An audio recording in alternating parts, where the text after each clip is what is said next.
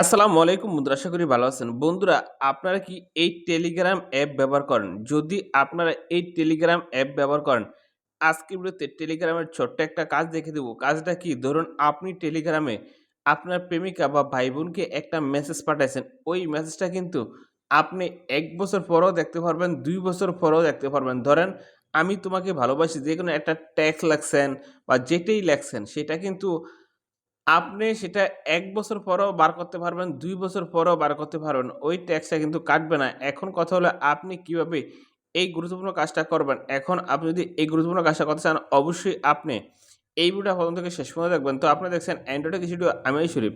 আসুন বন্ধুরা, বেশি না করে শুরু করা যাক আজকের মূল ভিডিওটা।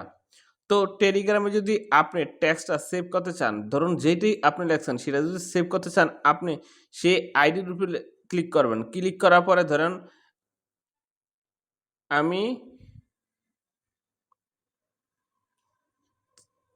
তোমাকে খুব মিস করি। ধরুন এই টেক্সটটা আমি লেখলাম এই ব্যক্তিকে। লেখার পরে কিন্তু আমি সেন্ড করে দিলাম। সেন্ড করার পরে কিন্তু এখন এই টেক্সটটা আমি সেভ করে রাখতে পারবো সারা জীবনের জন্য। সেভ কিভাবে করব? সেভ করতে চাইলে আমি এর উপর চাপ দিয়ে ধরে রাখবো। তারপর এখানে দেখেন ফরওয়ার্ড লেখা আছে, এই ফরওয়ার্ডের উপর চাপ দিব। তারপরে এই দেখেন সেভ মেসেজ। এই সেভ মেসেজে চাপ দিলে কিন্তু এই মেসেজটা সেভ হয়ে যাবে। সেভ হয়ে গেলে কিন্তু আপনি এই মেসেজটা কিন্তু ১ বছর পরে, ২ বছর পরে আপনি কিন্তু এই মেসেজটা বার করতে পারবেন। তো এখন কথা হলো আপনি তো মেসেজটা সেভ করছেন। ১ বছর পরে, ২ বছর পরে এই মেসেজটা কিভাবে বার করেন? এই মেসেজটা বার করতে চাইলে এই অ্যাডে আপনি ঢুকে যাবেন। ঢুকে যাওয়ার পরে এই যে এখানে দেখেন সেভ। এই যে আমি তোমাকে মিস করি।